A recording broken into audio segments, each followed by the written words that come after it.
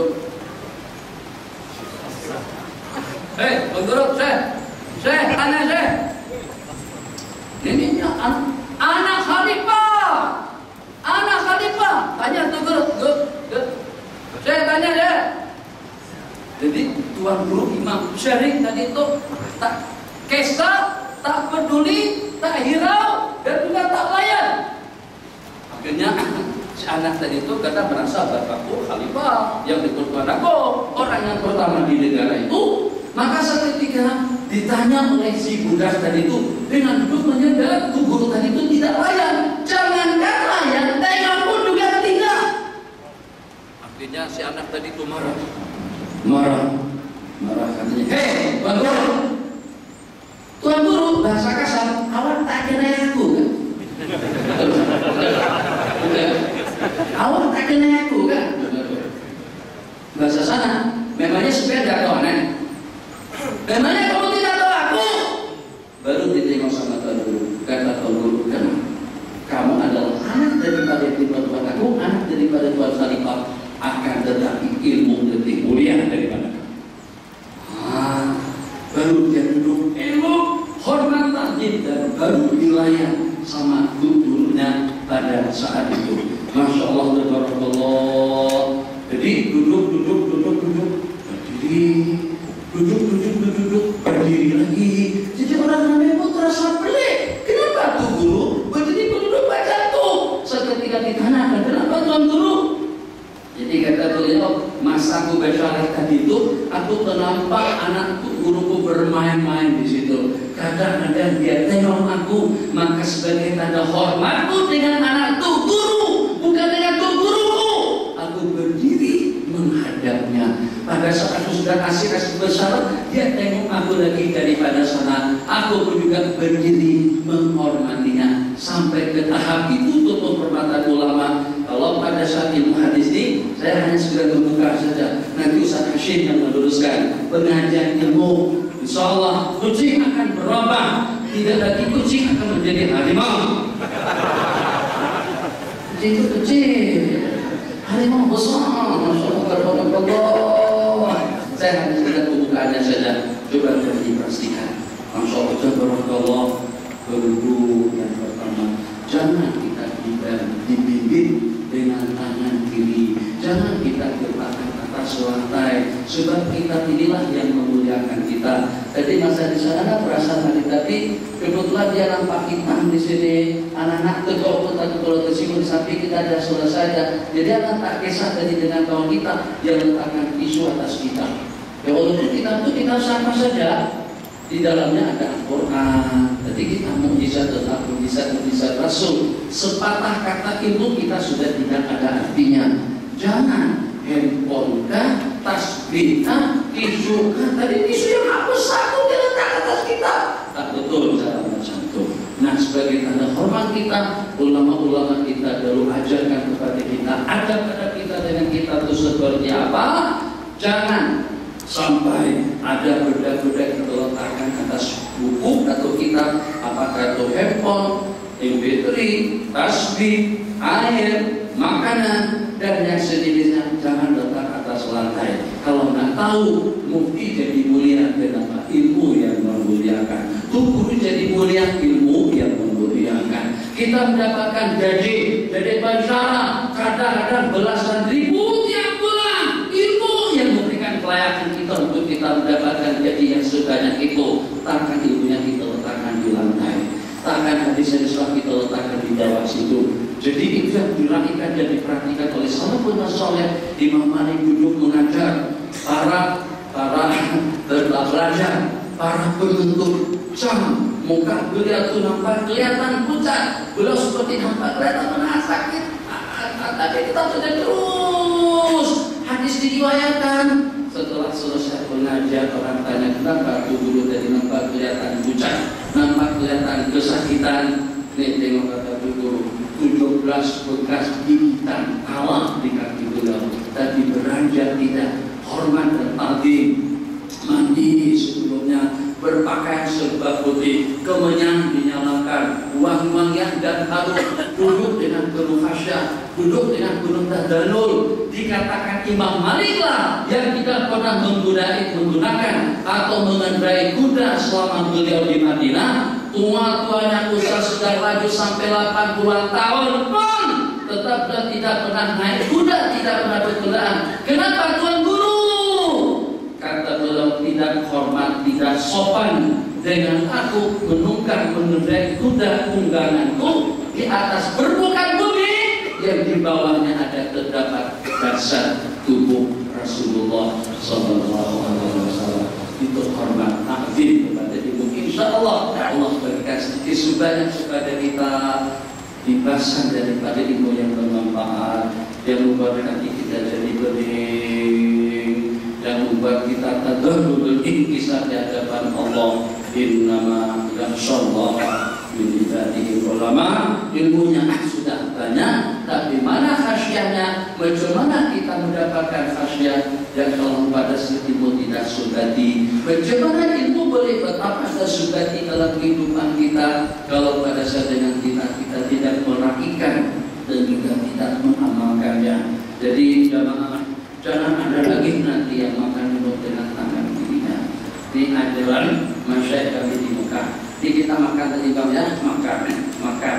Kalau makan nasi Bukhari kering, tapi kalau makan nasi Allahumma sholli ala sayyidina yang ada dajah, ada dajah, itu tangan kita potongan. Atau kalau kita makan buah labu, jadi bagaimana? Masyarakat ajarkan pada waktu kita minum, tetap saja air atau gelas itu diangkat dengan tangan kanan tadi pada sebelah belakang, tapi kita tahan dengan yang kiri agar tidak jatuh. Bismillahirrahmanirrahim. Yang penting masih tetap kita menggunakan tangan kanan.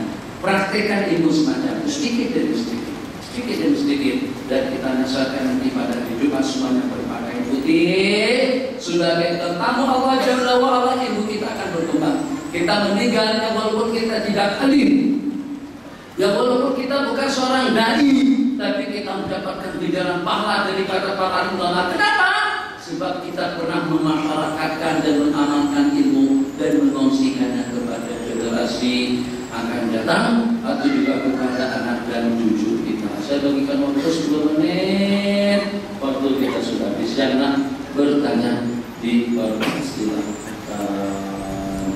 Jadi kita mungkin ini dibaca santai, baca ya, dan terjemahannya. Tapi insya Allah banyak yang saya sebut dalam pembicaraan kita tadi itu, khususnya tentang adat-adat ilmu dalam keadaan menunggu bening dan tenang, ada dan kita mendapatkan ilmu dengan awal yang pertama. Silakan. Dan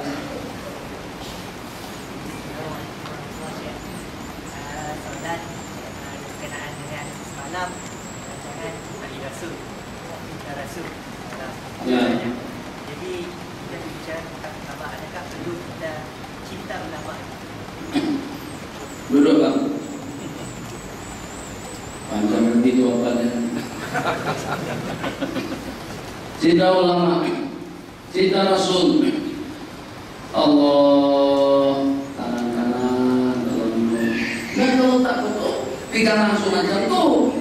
Kalau foto baru angkat macam tu, tak masalah. Salah pula bawa informasi. Allah, Anda bagi jawaban beberapa bisa dulu. Dan tolong bagi jawaban.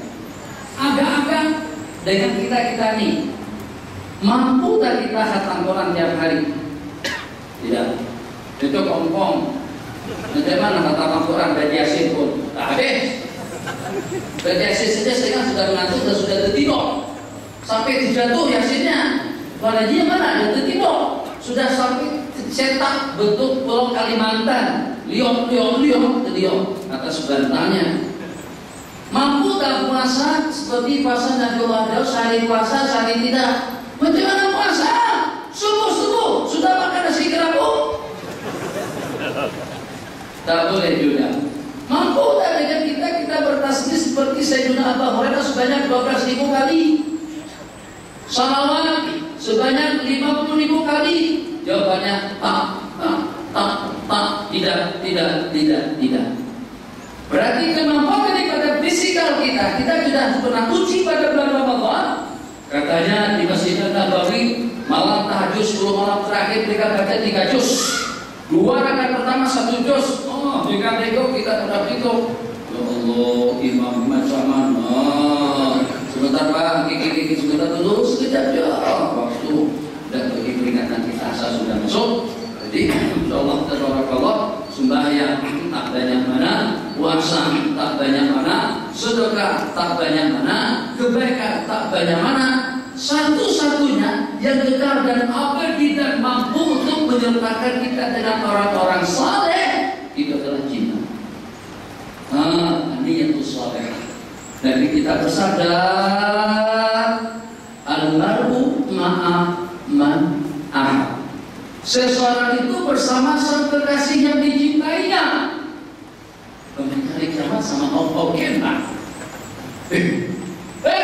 Malaikat, takkan aku sekali dengan Ogen, takkan aku sekali dengan Rick Martil, takkan aku sekali dengan Tuni Galia.